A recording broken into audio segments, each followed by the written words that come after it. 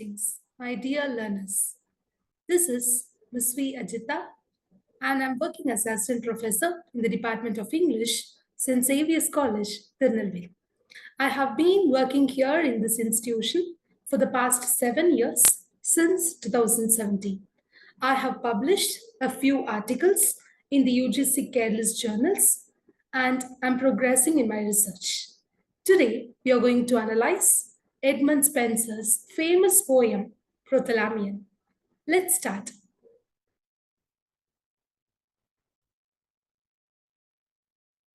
Prothalamion by Edmund Spenser is a famous poem which was written in the year 1596. Edmund Spenser. He is a great English Renaissance poet, a court singer, and it was said that he was introduced by Sir Walter Raleigh to Queen Elizabeth. He is famously called as the second father of English poetry. Actually, Geoffrey Chaucer was considered as the first father of English poetry. Next to Geoffrey Chaucer, Edmund Spenser takes that position. He is also famously called as Prince and Poet's poet for the act of versification.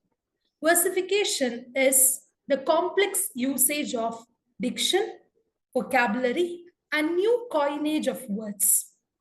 He was called as a poet's poet by Charles Lamb and was admired by many writers like Sir Philip Sidney, John Milton, Chaucer, Shakespeare, even Lord Byron, and much more contemporary poets.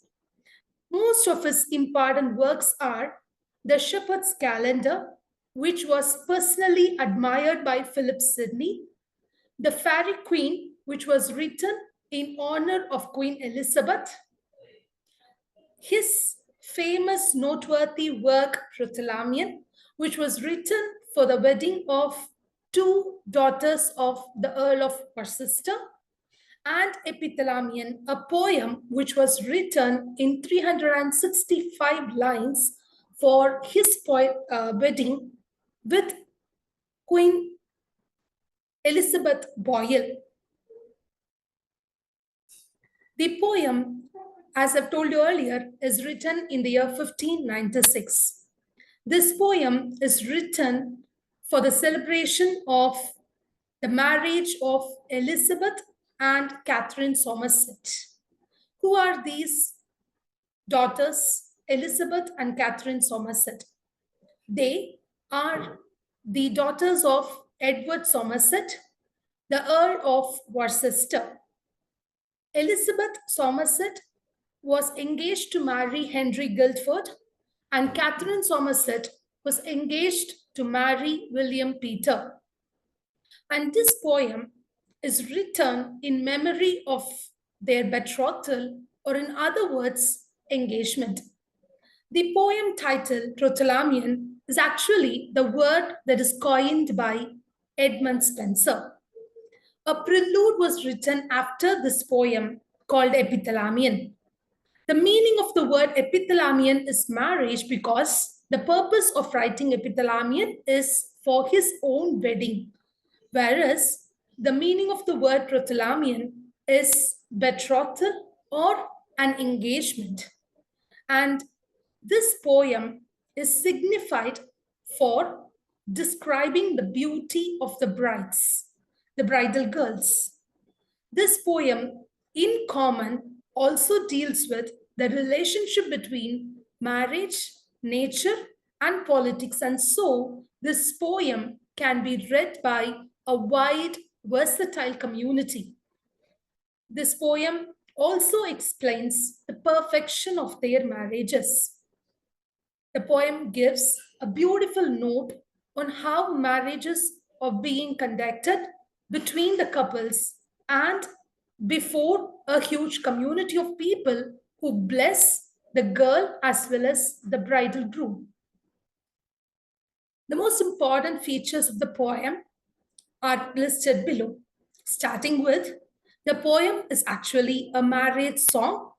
Hence, the song or the poem is filled with many happy notes, cheerfully inviting and welcoming the readers to attend the marriage of the bridal girls. Not only that, it is also describing a pastoral setting, and the pastoral setting that is imagined by Edmund Spenser in this poem is beautiful because he mentions the river Thames that runs across the country England. The poem begins with a beautiful invocation to pagan god because poems that are written during the Elizabethan period always begins with an invocation to the muse. This invocation part that is made by the poets in their poems is actually mainly it is written because of the tradition and the convention of that era. The poets believed that invoking a muse would help them write the poem in a perfect way with a fixed tone and would attract a large group of audiences. The poem has most important feature, which is a couplet or refrain.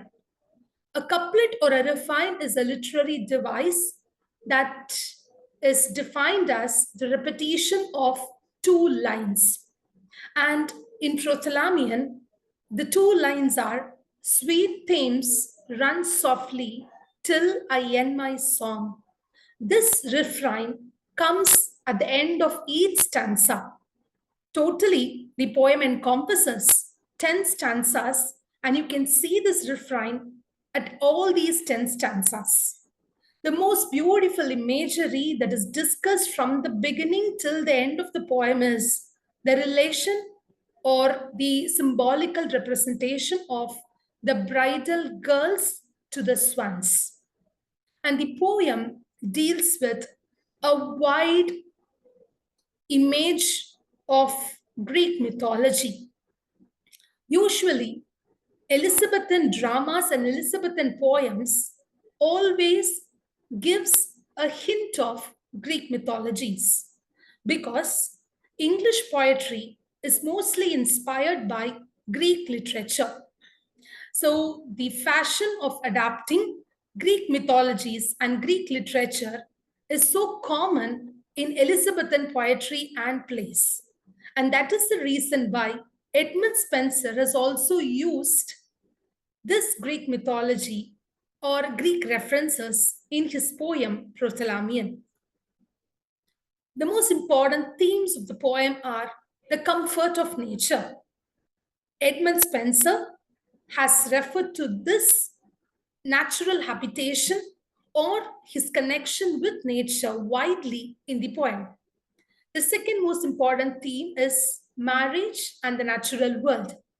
So, marriage is obviously a celebrated harmony of two minds and souls, which is discussed profoundly by Edmund Spenser.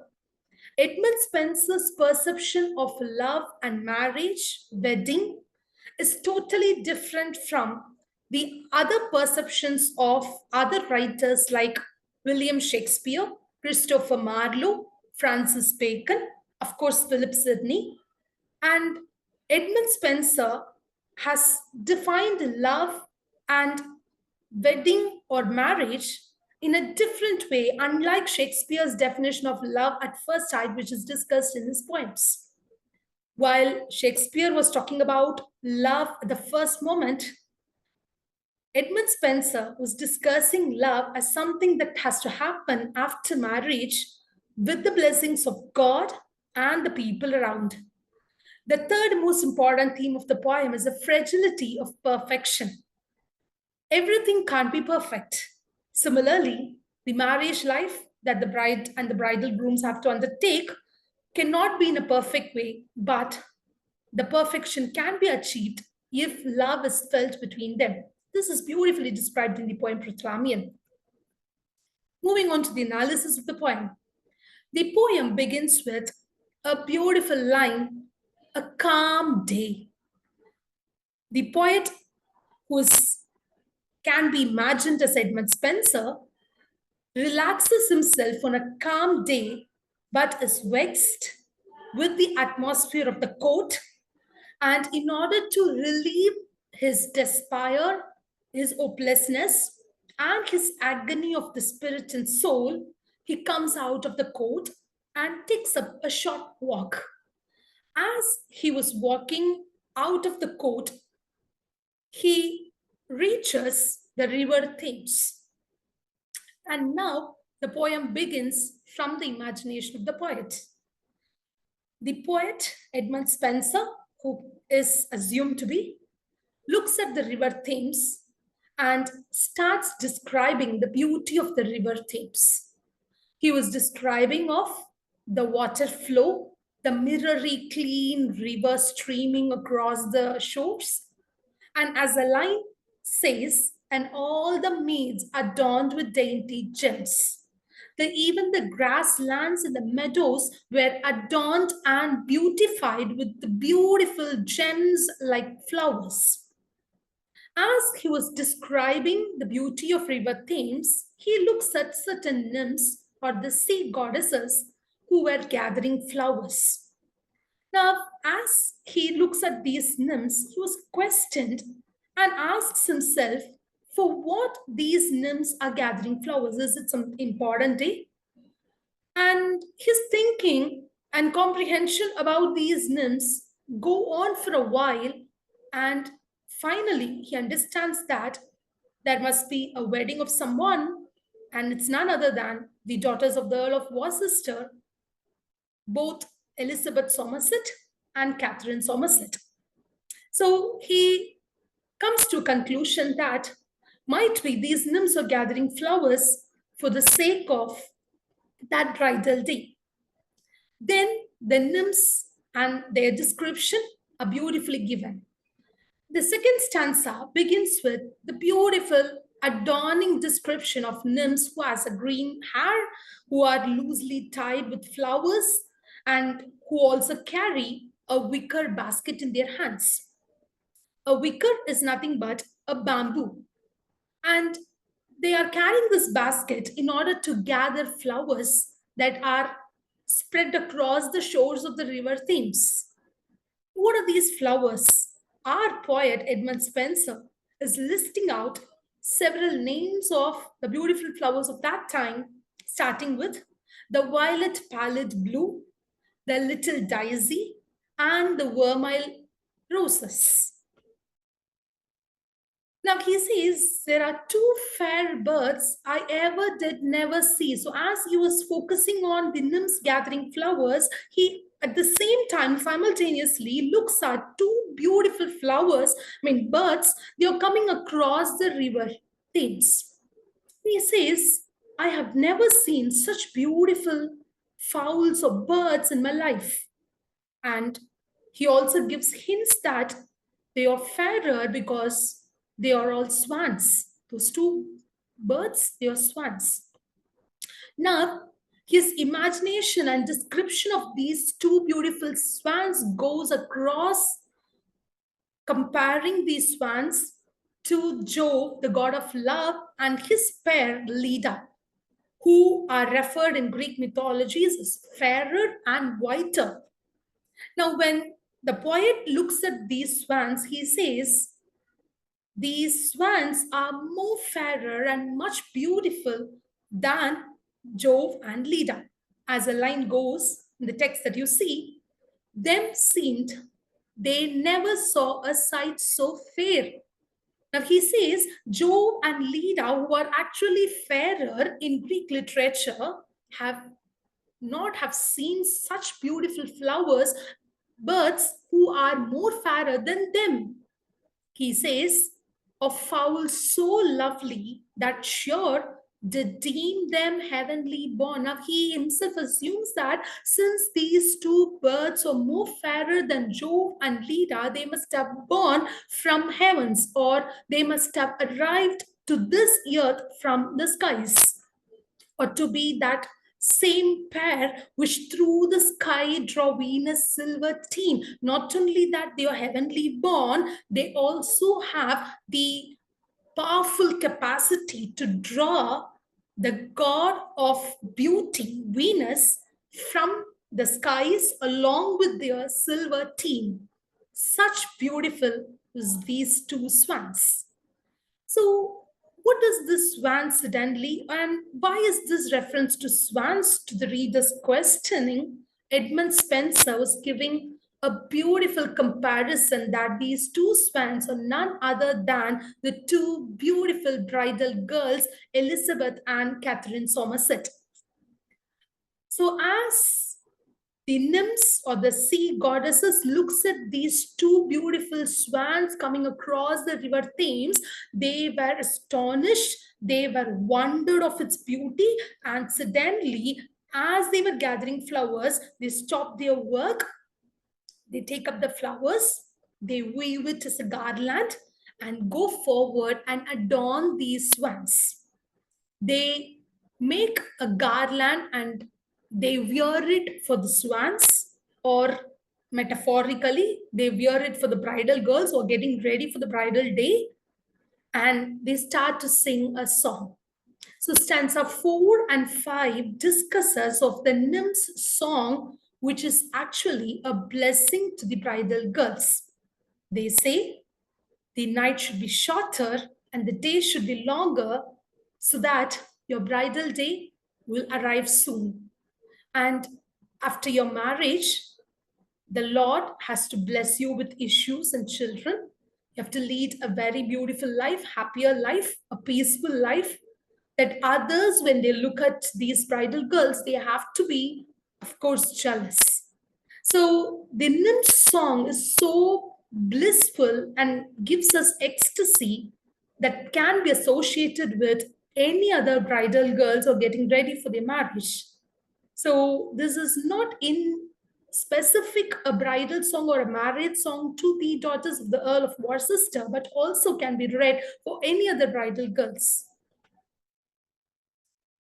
The swans, as they hear to the nymph's song, they reach the bridal hall. When they reach this bridal hall, our poet Edmund Spenser was reminded of a personal connection or a personal affliction with this place. He feels a pain. He says, I have been here in London even though I was born in Ireland.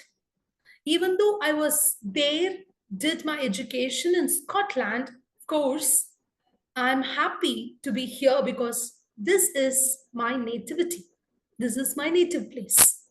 He feels a native affection to the place London, and he says that this personal affection with London is purely because of the person called Earl of Essex. And he shares his beautiful friendship with Earl of Essex to all of us. He says, Earl of Essex, such a glorious person, as the line goes, he's the great England's glory and the world's wide wonder, whose dreadful name laid through all Spain did thunder. So he was not only a very adorable person, he's not only a very lovable person, but even hearing his name would create thunder in the minds of the people. He was such a strong and courageous warrior. He protects his country from all other foreign arms. And Queen Elizabeth's glory in England can be seen from the hard work and from the caring protection of the Earl of Essex. Now, as these two bridal girls enter into the hall, they were received lovably by the Earl of Essex. He says, received those two fair birds. The poet says, Earl of Essex was such a lovable and happiest person that he receives with beautiful smile these two fair birds, their love's delight, which at the appointed time, the marriage goes on. He helps assist the girls, the daughters of the Earl of Worcester, to get married with Henry Guilford and William Peter, and the marriage goes on in a happy note. Each one did make his bride. Now, this marriage is blessed by not only the nymphs with their songs, but also the Earl of Essex. And as Edmund Spenser, the poet, wishes that in this beautiful wedding, he wants his song to be also a part of it. And until he finishes his song, he requests the sweet themes to run softly because when it runs fast, might be he could not end up his song. So he says, sweet themes, run softly till I end my song. The poem ends. The poem has become a significant note of appreciation because it refers to many gods and goddesses, especially Greek gods and goddesses, starting with Zephyrus, who is also called the god of west wind, and Jove, the god of sky and earth, Titan, the god of earth, Leda, who is the Aetolian princess, Venus, the god of love, Peneus, the god of river, uh, Cynthia, the god of moon, and a particular reference to Tempe, the celebrated valley that is situated between Mount Olympus and Ossa. Hercules, the son of Jove, or in other words, is the son of Jupiter, who is the god of love and sky. Hesper, who is the god of evening star. So all these references to Greek gods and goddesses, particularly because of the age, because Elizabethan age is known for the references to the Greek literature. For your better understanding, some of the important references are listed below. You can go for an analysis by clicking on these URLs, and by reading this text, you will be having a better understanding of the poem. So I wish this video might have helped you.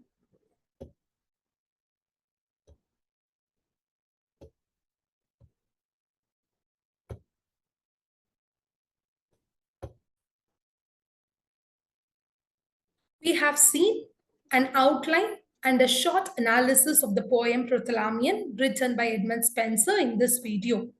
I'm sure you might have got a bit knowledge about the poem and you would have understand and a short annotation of the poem.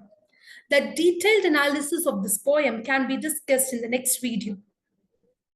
So hopefully, my dear readers and listeners, I think I've given you a glimpse of the narration of the poem Prothalamion. We'll see in the next video along with the text and go for a further reading and a detailed line-by-line analysis of the. So after the analysis of the poem, have given you some links and notes for further study in the description box, which is attached along with the discussion materials that can be used in your classes. Kindly go through the questions and involve yourself in a discussion related to the poem Prothalamion. And whatever we have discussed in the video, I've given a short quiz in the Google Forms. Kindly go through it and answer the questions. We shall discuss this in a wider way in the next video with a line-by-line analysis. Thank you all. Catch you up in the next video.